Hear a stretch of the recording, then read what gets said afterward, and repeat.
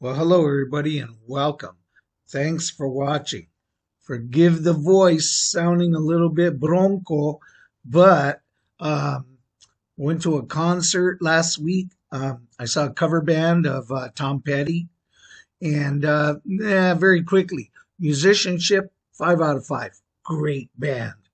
I suspect the bass player played in a cover band for ZZ Top because either his name was Dusty or his guitar was named Dusty from the band intros, and he had a big ass ZZ Top beard and glasses. So of course, you're in a ZZ Top cover band. Um, the Tom Petty singer couldn't hit all the notes, 3 out of 5. So so on him, but it was a great time. Free tickets, VIP access behind stage. Thought we were going to meet the band. We had these little badges. I wish I had brought the badge to show you, with the little Tom Petty logo with the guitar and going through a heart and so on. Very nice. All access. I've never had that pass, even if it is for a cover band. But that's not why we're here. All I'm doing is letting you know. That's why I'm a little hoarse.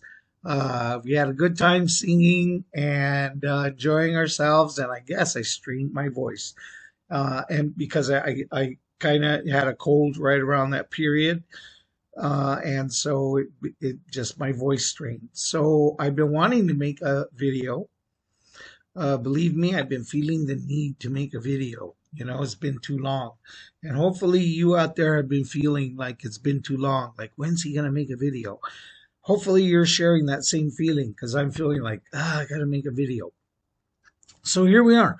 I'm going to push it with hoarse voice and all, just so we don't go another week. Poobah Records, I made a run this weekend. Let's see what I picked up. It was one slight disappointment and one good surprise. And let's begin. First album up. Usually I say when I go used vinyl hunting that I don't see very many soul records. I don't see very many soul albums. Well, this time was a pretty decent haul. So let's start off with a classic from when I was young. I remember when this came out. This album was big. And it's I bought a copy a while back, used 99 cents. I thought, how can I go wrong? Well, I went wrong because the cover was beat to hell and the record itself was worse than beat to hell. So that was 99 cents I should have kept in my pocket. But, this one cost me 19.99. I had to push and pull of should I just buy a repressed for $5 more? Well, no. I grabbed this while I saw it because I wanted an original from the day.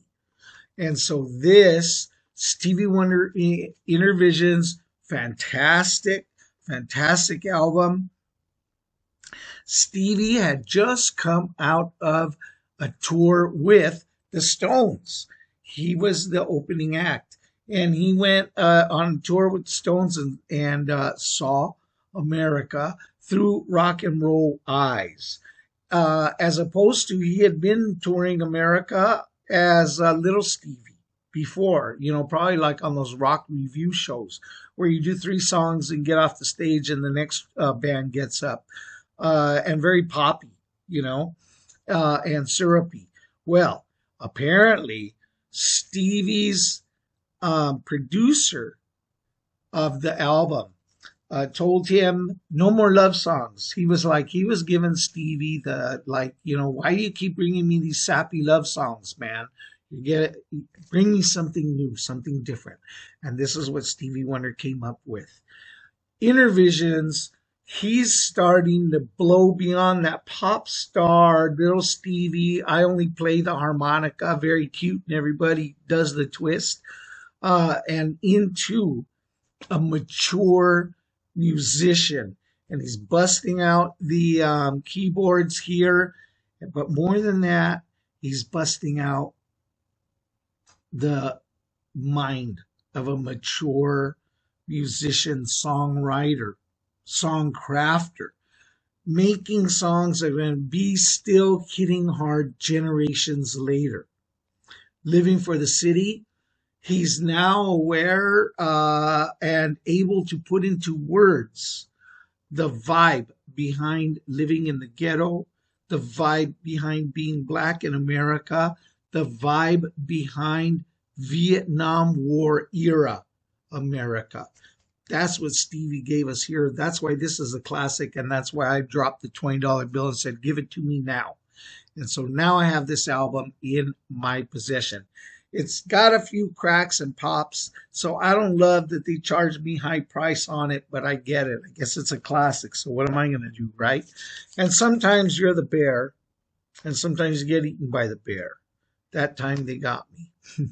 I paid full price. How about this one, though? This is the score. This is Score. Another soul album out of their bins. Isley Brothers, Showdown. Funky stuff that I loved back in the day. I love the Isley Brothers from this era. And the beat, as I say, is very funky. They're very funkified at this period, late 70s, mid 70s. Ernie Isley is busting out that outer space guitar of his. Man, and the beats are on. It was very good music. One of my top bands at the time. If you saw lime green 72 Chevy Impala cruising around with the Craigers, cruising around East LA, Montebello, San Gabriel Valley, and you heard Isley Brothers blasting out of that car, that's why me. So this was a steal at $4.99. Sometimes the bar eats you, and sometimes you're the bar. Sometimes you eat the bar. This time $4.99, great. And it plays clean. Dig this. Look at this. The album itself, you know what a clean album looks like, so I don't have to show you that, but it plays like almost near mint, right? This album cover itself there is a little dent, couple little dings, wrinkles that I pick up, but otherwise, for being as old as this album is, I mean, open it and be impressed with how beautifully preserved, near mint condition this baby is. Whoever owned it, I don't even think they knew it opened. It's that clean of the album. Here's what I'll show you the back, right? Here's what the rear cover looks like. Look at the Isleys, man. Awesome. Awesome stuff. Great band. Okay, great album. Now, in the same kind of era, but a little bit before them, but still out of my youth. To come out of that, I just recently made that top bands out of LA, for me. And who did I have in that group? War. I don't have enough War vinyl. I only have like maybe 2. And so this makes it 3. And this comes straight out of, maybe it's 72, 73, maybe. It might even be a little earlier, 71 possibly. This is what my friends, older brothers were listening to. This is what the community was listening to that was coming out of everybody's radio at the time. War, baby. The world is a ghetto. A little bit of somebody's history prior to owning it before me. R.I.P. Who? I don't know. Did Rip own this, or is this an R.I.P. album? Did I buy a Dead Man's album? I don't know. $8. Plays pretty clean, pretty nice. Also, once again, more classics. Of course, The World is a Ghetto. What else is on here? In case you don't know. Dig this. Look at this. That's what a band should look like, baby. Look at that. That's how you get on my top 10 bands out of LA. Right there. What's on here? Cisco Kid. City Country City, great long jam that maybe didn't get played on the FM radio too much, certainly not as much as Cisco Kid did. So a lot of people, non-hardcore War fans, might not know City Country City, but that's a good cruiser, just instrumental, easygoing vibe. What else is in here? The World is a Ghetto, of course. Where Was You At is also a good beat. Okay, next up, great album. Now here comes the slight disappointment of the day. And why is it a disappointment? Because it should have been The Grab. Let me see. Let me get out of here. Okay, get out of that plastic. Crosby, Stills, Nash and Young, their sophomore album, Deja Vu. You guys know, you guys who know rock and roll and you know rock and roll history, of course I'm telling you this is a good album. Hell yeah. Just hit after hit after great hit after great hit on this album. Both sides. Maybe two songs I wasn't real familiar with. All the other songs I know, they're deep hits that have been hits forever that I've loved. And I never had this album before, and now I have it, and now I have all these songs on vinyl. It should be wonderful. What did I pay? I think I paid $10. I paid $10 for this. And but it plays like hell. It plays like this. These edges look like snap, crackle, pop, man. It didn't help that it was dirty as hell. Here's the inside, gatefold, CSNY, looking young, black and white.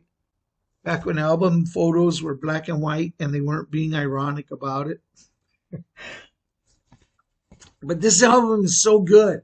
But I'd never had it before, and I had no idea that because I'm also barely building out my collection of CSNY. I don't want Crosby, Stills, Nash, but I want CSNY. And so I'm trying to build out my library of them. Pick this up, and like I said, man, the addition of Neil Young to this group and his guitar, Say No More, baby, has got all those great songs. You know, I felt like I had a cold last week or something. I could have said I had a flu. I can't remember now. I Owe It to Myself. Oh, man. And about like, I feel nervous like you do when the lights of a police car. I don't know the lyrics enough, but like I said, you guys know. You guys know the songs I'm talking about. Teach Your Children Well. I mean, all the big ones, many big ones are on here. Woodstock is on here. I mean, just freaking great songs. But because it's so snap, crackly, poppy, I'm going to give it another deep cleaning. I listened once and it was like, kind of, you can hear the songs, but it's too noisy for me. But what it did tell me was I need to upgrade. I need to find an upgrade. And if I see this in a remake, in a reissue, I'm going to grab it because that's how good this album is. And so that was the kind of a disappointment. What was my big surprise? Final album. What was my big surprise? Traffic. When the Eagle Flies. Now, I'm pretty much a Traffic fan. And I have their bigger, more popular. I have the Live at the Canteen and the other one, Low Heel Sparks of High Heel Boys, something like that. I have those, and and I have a great Traffic Live in Europe.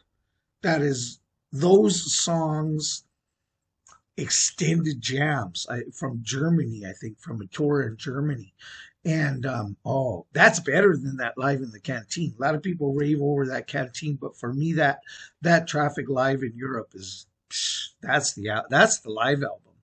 But getting back to this one being the surprise, so this is also another great deal, great steal. $3.99, baby. Give me that. I said, how can I go wrong? I'm familiar with Traffic. I'm familiar with Steve Winwood. $3.99. How can I go wrong? Grabbed it. All right. It plays fairly decently, really pretty good, fairly clean. So, all right. Right. Here's another album I never heard before, and it doesn't have radio friendly songs on it. And as a matter of fact, it's more or less like an extended long jam session. of easy jazz, right? Easy jazz backbeats where they're just jamming on piano and Moog synthesizer, and Steve Winwood's voice comes in, and it's just free flowing, easy going. Very nice. Like you just smoked a very smooth J. And you get that vibe. Everything's cool. That's this album. Now, here's why it was a surprise. Because, like I usually do with albums that I'm not familiar with, I'll look it up online while I'm listening, and I'll look up what did the critics say. And sometimes it's fun to read what the critics said at the time, and then read like, oh, revisited 40 years later. What do we think of this album? Those kind of things I read. And this album, apparently, if you're a Traffic hardcore fan, which I may be starting to be, if you're a Traffic hardcore fan, and if you were a critic back then, you pretty much mostly dismiss this album as crap. What? I love it. I love this album. This album is so good. So I don't even get it. All right. I'm on the minority of 80%, I guess, said this is a crap throwaway album. I love it. This album, final bit about this album was their second to the last album. But they apparently, Traffic, like recorded and toured so much they burnt themselves out. And when they came in to record this, they had just come off a big tour, and they had an album in their contract that they had to record, so they pushed this out. And it was their last album for a generation. For 20 years, they didn't come back together and record another album. They took a 20-year break. So that's what's significant about this album in their discography. And like I said, a lot of people knock it and they say, you know what? Give me that album all day. That is good stuff. Like I said, if they're, the critics, where some of them are ringing out Steve Winwood's lyrics. I don't listen to Traffic for the lyrics, for deep lyrics anyway. So I'm okay. I don't sing along that much with them. So I'm all right. I don't even know what the lyrics are. That's unimportant to me because the musicianship and, like I said, the jam sessions on this album, like an easy jazz riverboat baby, drinking some good tequila. That's what that sounds like. So that Traffic album is my surprise best album of the haul. All right, everybody, rambled long enough for having a sore throat. You can't shut me up. All right, everybody. Thanks for watching so much. I appreciate it, all of you. Thanks, you guys that comment. Every now and then, I get comments on here. And of course, like every YouTuber, you get a couple of yahoos that come on and whatever. But a lot of other people come on and say, hey, I like that album too, or I like that band too, or whatever, or ask an interesting question.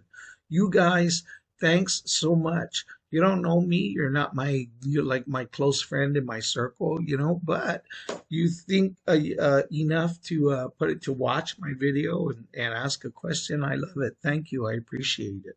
Keep them coming, right? Thanks, everybody. See you next time. Peace.